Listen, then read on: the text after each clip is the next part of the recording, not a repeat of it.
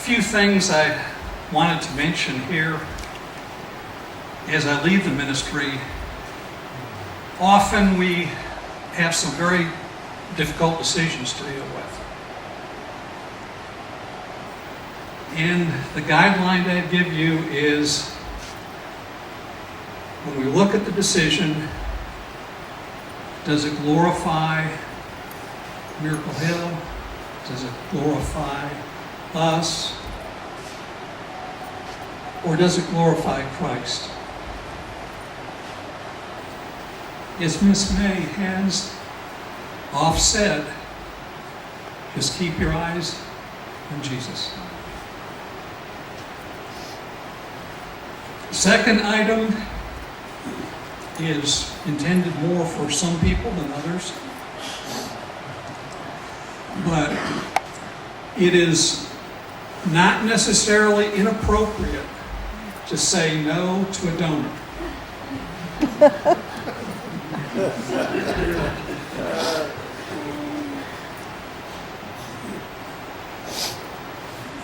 You know, there was a kind of period a few years ago where there was a lot spread around talking about what would Jesus do.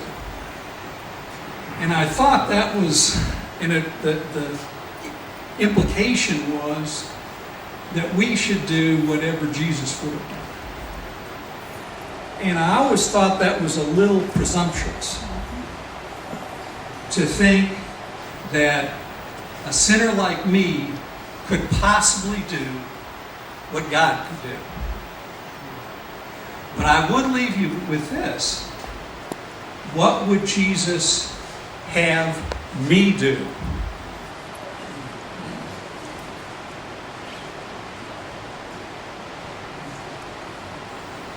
I would, most of you do this, but I just want to say it because it's been so important to me. I would hope that each one of you would open yourselves to the spiritual growth that is so overpowering and so powerful in this ministry. Spiritual growth from your co-workers, from the mission, from the ministry, from what we do. I would just ask, because one of the things that's been most important to me is the spiritual growth that I've enjoyed from being around each one of you.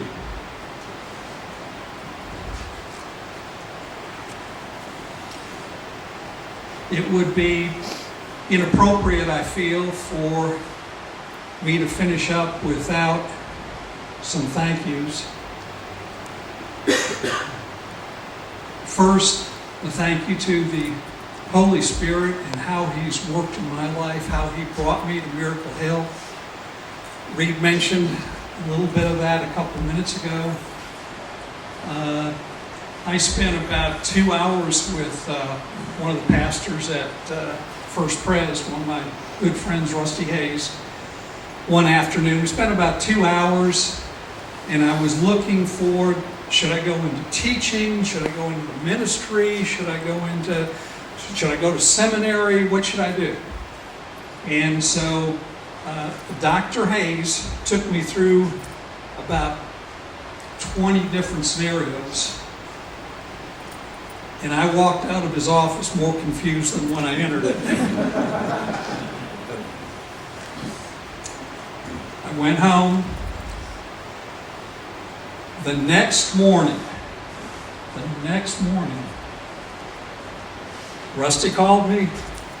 He said, Miracle Hill is looking for CFO, and you need to call Reed Lehman, and here's his telephone number.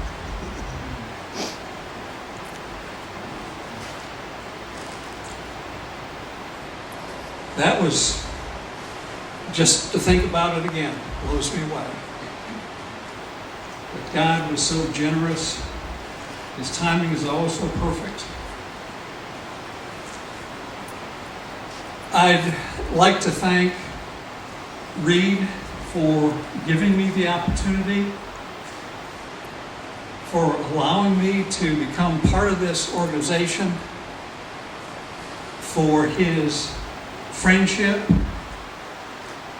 for his leadership, and for his love. And lastly, but certainly not least, I'd like to thank Joni for her support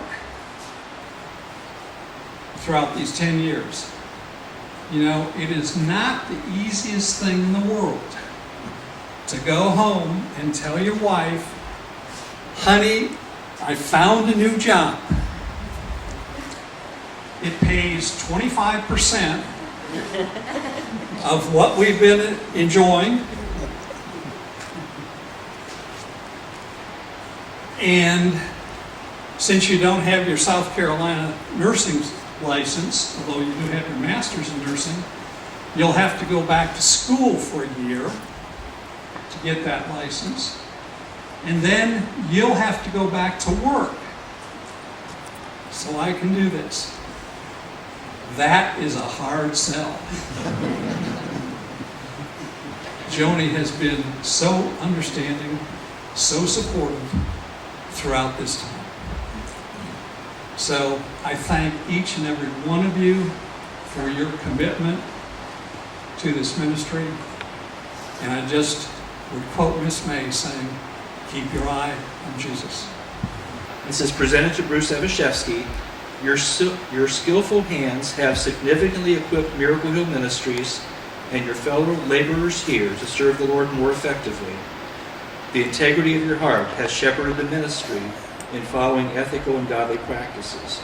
With deep appreciation for serving generously for more than a decade, 2000 to 2010.